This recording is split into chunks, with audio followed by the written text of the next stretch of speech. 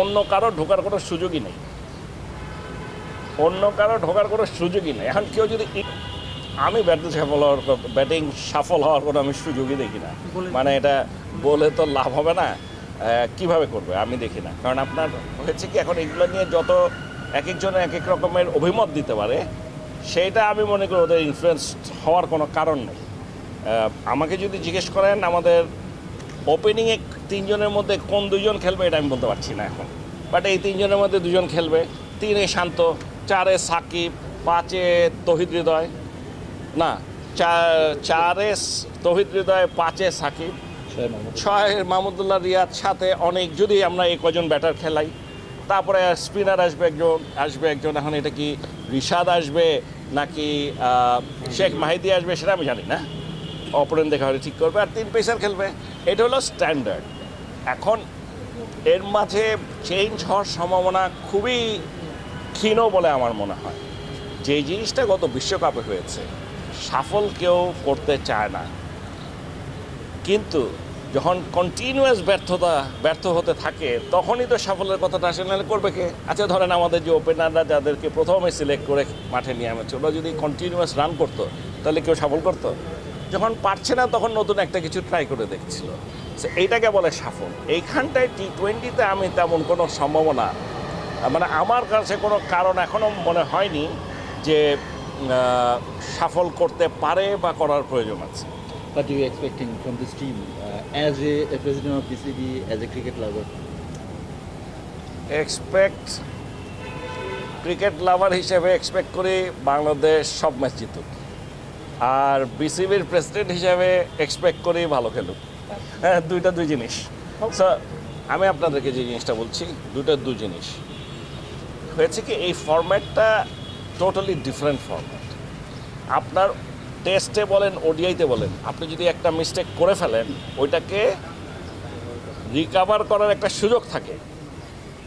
T20-তে কোনো সুযোগ নাই, ওই একটা গেল গিয়া, ওই টাইমটা ডিউরেশনটা এত শর্ট।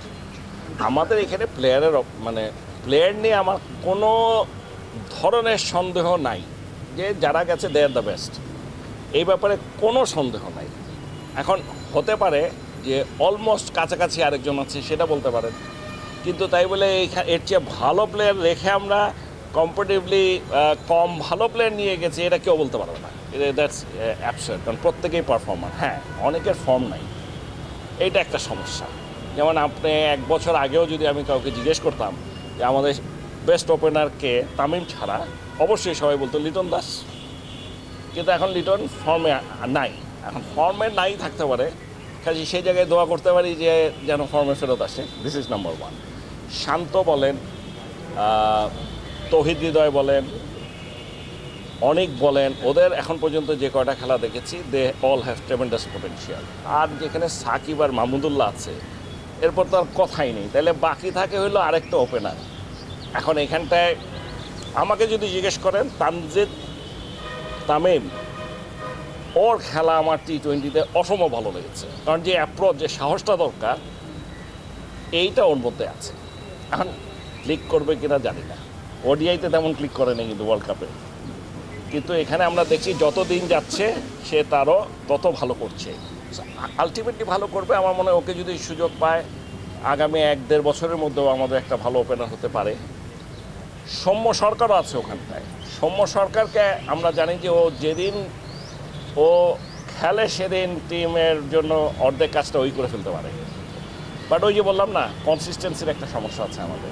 কাজে ওই 2 ওপেনিং পজিশন ছাড়া বাকি কোনো জায়গায় আমি মনে করি আমাদের কোনো রকম দ্বিধা নাই, দ্বন্দ্ব নেই যে এখানটায় কারা খেলতে পারে। আপনি যদি পেসারের কথা বলেন, অবশ্যই আমি মনে করি যদি ফিট থাকে তাহলে তাসকিন, শরীফুল এবং মুস্তাফিজ, এই 3 জনই খেলবে। অন্য কারো ঢোকার কোনো সুযোগই নেই,